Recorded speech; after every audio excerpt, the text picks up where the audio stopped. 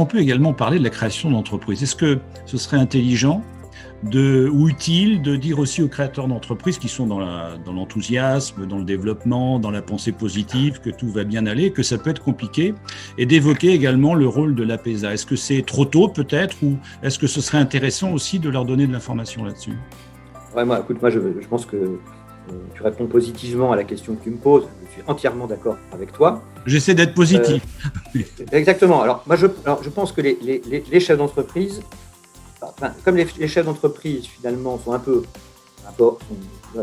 opportunistes, finalement, parce que vouloir faire des affaires, c'est se positionner sur un marché dont on pourra d'ailleurs vivre. Donc, les chefs d'entreprise, quelque part, sont un peu prêts à tout, sont ouverts à tout. En général, ce sont des gens qui sont très ouverts, qui intègrent des nouvelles technologies, une nouvelle législation. Parfois, c'est un peu pesant, laborieux, pénible, etc. Mais enfin bon, c'est des gens qui sont ouverts. En revanche, il y a certains sujets sur lesquels c'est à peu près aussi difficile de faire avec eux de la pédagogie qu'avec des adolescents. Parler de la santé des entrepreneurs, parler de la santé à un entrepreneur qui réussit, qui est dans la force de l'âge et qui n'a aucun problème, c'est un peu comme de parler à un adolescent de sa santé, etc.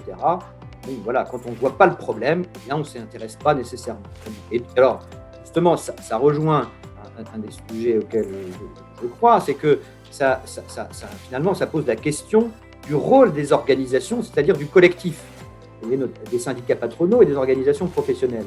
Parce que autant on peut accepter qu'un individu ne ressente pas le besoin de s'intéresser, de se préoccuper de sa santé quand tout va bien, etc.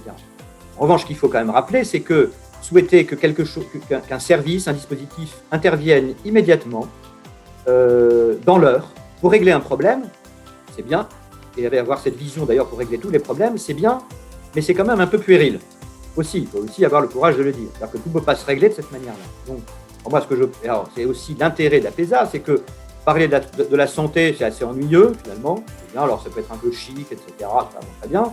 Après, c'est bien aussi de parler de ce qui détériore la santé, de ce qui impacte la santé. J'ai l'habitude de dire que finalement, une difficulté qui n'empêche pas de dormir, c'est la vie quotidienne, tout simplement. Et voilà.